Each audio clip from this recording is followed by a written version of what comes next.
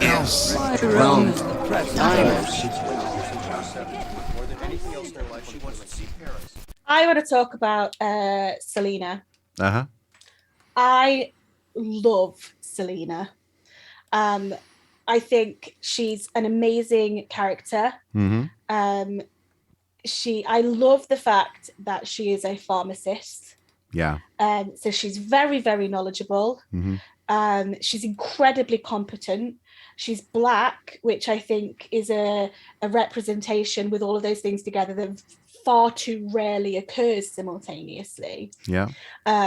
And I just think, that she starts off, her character arc is lovely. She starts off as this hard, you know, nothing gets to her sort of Do what it powerhouse of takes. like, Yeah.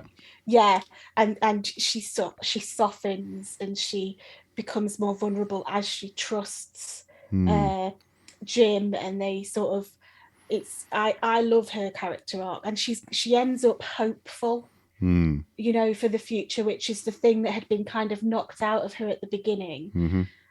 There's two bits that to her character, let's go three bits to her character that really make me go. So the first bit is when she kills there are three of them at the beginning, aren't there? I She can't remember kills what the other character guy's name Mark. is. Mark. Yes. So he gets bitten and she just machetes him to death. Yeah. Yeah. Well, they've taken up refuge in Jim's house. Yeah, because he wants to find his parents, doesn't he? Yeah, and he lights a candle. He's looking at a picture on the fridge, and just out of nowhere, through the skylight, comes one of the infected, just screaming, and then another one comes through the French doors, through the glass doors at the back of the house. And he's overwhelmed. This is the first time he's actually, I think he's met one so close. Obviously, he was being chased through the streets when they rescued him.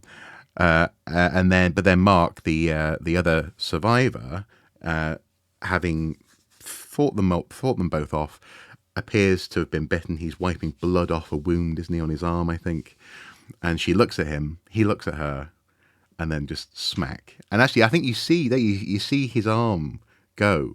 Yes. Yeah. Yeah. And then it quickly cuts to this just brutal. She's just. Yeah, she just machetes him. Yeah. And that was like a really interesting character open. That she's just relentless about, it's black and white to her. Everything's really straightforward. Yeah. And then the second part where I was like, interesting, is when they find, don't they, like a skyscraper or a big block of flats. Mm-hmm. And it's got flashing lights on. So they go to investigate it, and they're climbing the stairs, and Jim is not coping very well because he's basically just had sugar since he's been in the hospital, and obviously he hadn't eaten for 28 days or whatever after his operation. Yeah. And he's crashing, and she's like, she gets out her bag of drugs, and she's like, take this, and he's like, I didn't think you'd care. And she's like, you should have told me. Yeah. So you get this sense, like, from having this machete bit, you get then this sense of actually she does care, but her care is it's not a nurturing, emotional kind of care. It's a, here, take these drugs, do this now, blah, blah, blah. Don't slow us down. Yeah. Yeah. Yeah. And then the third bit, when it really comes to when her character kind of is just thrown into a different light for me as well, was the bit where like they get taken in, don't they, by soldiers later on. And she's with a young girl. Do you reckon she's like 14, 15? I forget her name as well. But they're sort of been told to dress up by the soldiers who are going to rape them. Yes. It's not very nice. No. But she tries to give the girl some drugs, and the girl's like, are you trying to kill me? And she's like, no, I'm just trying to make you not care. So she's trying to protect her, like she's fiercely protective of her actually, and she's just giving her something to take her away from what was going to be a truly horrible experience. Yeah. And I think those three moments kind of stick with me in terms of her character development. you know, like you start off with this horrible machete massacre, and you have these moments where she softens and cares, and by the end you sort of love her. Well, I did. I thought she was lovely. Well, and that's it. Yeah. So she. You realise she actually hasn't lost her sense of perspective and what other people are and how horrific this is for other people to be going through. Yes. She actually does. She does care. The character name is Hannah. Actually, that's Hannah, Yes. who is Frank's daughter. Frank is played by Yes. Brendan Gleeson, who they're living in. And this is for me one of the really cool things is when obviously they haven't yet made it out of London. They make it up to the top of the building, and there's Frank with a riot shield and a baton, and he's got a police Yes. helmet on. And because these buildings, I mean, as horrific as we know they can be to live in if there's a fire, for example, the narrow staircases in this instance are a benefit because it means that he can actually fend off the infected. Yeah, easy And to defend. yeah, and And I love how British it is. Like they've blocked it off with shopping trolleys. yeah. I was just like, of course you have. Yeah. Like, what other suitable item would there be other than the Yeah. shopping trolley? But isn't this is obviously with the exception of when we get to the army in a little bit in terms of the story, this is one of the things that also makes this film very British is that we haven't got people running around with guns. No. There's not a lot of there's not a lot of guns and ammo around. So yeah, they're blocking the stairs off with trolleys. They're having to blow up petrol stations. They're having to make use of cans in a plastic bag. And Like, where did she find a machete? Because that is a machete. That like, is a machete. Who just has a machete lying around? Well, I did. Yeah. Well, yeah. That's good. Again. Well, yeah. That's a good point. The fact that she's managed to find it again shows that she's very resourceful because machetes are not common. And when They might be in London. London could be a bit violent in places, I suppose. Well, but again, that also speaks, I think, partly to the brilliance of the casting. Is that what we get is a realistic selection of people from London. We've got an Irishman who's, I think, both his parents are meant to be Irish. No, maybe his dad's Irish, I think. So essentially first generation immigrant.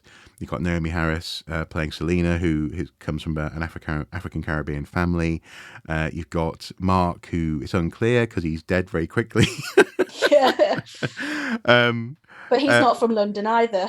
No, exactly. No. So you got all these people who nobody's from London in London. No, they just find themselves in London. So that's really cool. But when they're in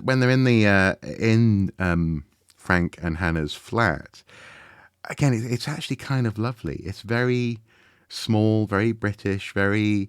No one's really making it's not like we got to make a plan and get out of here. What they're doing is they sit down and have a cup of tea. And, and they've got their plan is to put all the things that can capture water on the roof. On the roof, is their plan. Yeah. And that's the plan. And then, of course, it doesn't rain, which is typical. Yeah. Because he's like, not in weather. fucking London. You never expect not to rain. Fuck yeah. And again, so there's all these things that make it really wonderful and really, it's particularly British. The fact that they escape in a taxi as well, because Frank is a taxi driver, is magnificent. Where did he get his riot gear? Do you think he's like a taxi driver, ex-riot police? No. I think he says one of the neighbours had him. Yeah. So again, they all know each other on that floor, as people do in high rises. Yeah. But then they're making it out on the way out of the city, having had a wonderful supermarket sweep moment, just picking up all this stuff. And there's a great moment when only the green apples haven't gone rotten. Yes, because I love that irradiated. Because they're covered in so much anti-pesticide. But that was also quite interesting in and of itself, because like so many of the zombie films use radiation as like the catalyst for the zombie apocalypse. Do you know what I mean? That's a common thing that they talk about in quite a lot of them. And actually to have that be the source of their good food, their nutrition was doubly funny to me, because it was like, we've irradiated the apples and every other fruit is just rotten and gross. Yeah. Whereas these guys have been treated for long distance shipping. Yeah. So and then again, just coming back to the one of the things that I find really beautiful about the film in terms of the use of camera work. There's a moment when they're on the way out of London and they're on the way traveling north because they've heard a broadcast from these soldiers up near Manchester, Yeah. saying, the answer to infection is here, this kind of thing. Lies. Yeah, lies. Lies. And it's accompanying the winding down of a musical. Oh, yes. It does. There's accompanying that, and because of the hyper processed digital nature of the footage, the tulips at the front of the shot look as though they're painted. It's amazing. You got this taxi driving along the horizon, and these flowers. An impressionist tulips in the front. And it's just a little moment of a little painting in the middle of Yeah. this horrible, grim, grungy film. That again just slightly raises it, slightly makes you think about. And I mean, maybe it was there possibly because just the camera happened to do it and it looked cool, but maybe it makes you think about what's been lost as well. Or maybe it makes you remind you that actually there is beauty in the world. I don't know. What do you think? I don't necessarily remember that individual shot, to be honest, but I remember that sequence. And I really like that sequence because it unites that group of four as a family unit. And it's almost like they're going on holiday. Yeah. And it's a very British holiday. They've piled up all their stuff into the back of their car. Yep. The boot doesn't even close. They've strapped it in with those elasticated things. It's a sequence where you just get this sense of family British holiday. They're just kind of bonding, which was so necessary, I think, for them to have a brief reprieve before you ramp up the tension again, because it almost lulls you, doesn't it, into this lovely sense of peace, relax, let's be calm, for then all hell to break loose moments later. Well, and at one point they decide to camp out in the ruins of an old monastery. And again, it's a beautiful little, as you say, the word is family, because it's a beautiful little character thing where Jim goes to sleep having he and Hannah and Selena, actually, they all take a little bit of Valium, don't they? Yes. Because again, Selena is a walking drugstore. And Frank is keeping watch. And next thing we know, Jim has woken up and everyone's gone. The campfire's out. Yeah, which is so mean because he's obviously traumatized by that, Yeah, having just been wooed to sleep by this father figure. Yeah, you guys just sleep well, and so it shows you. And I mean, we touched on this in the last episode. This notion of in Terminator, people when they're trauma bonded are seriously connected.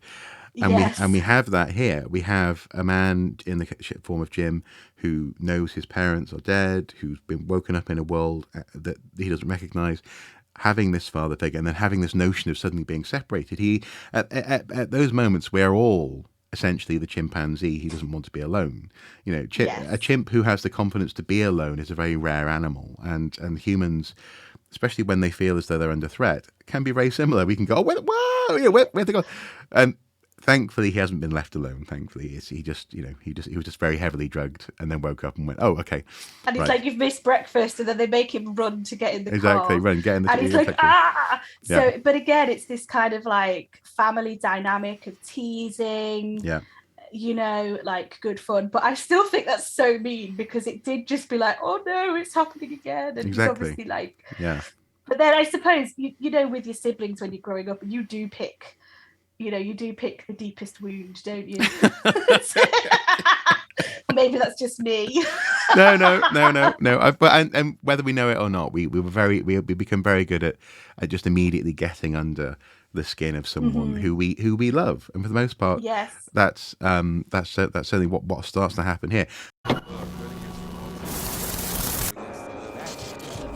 Yes. My realm is the present.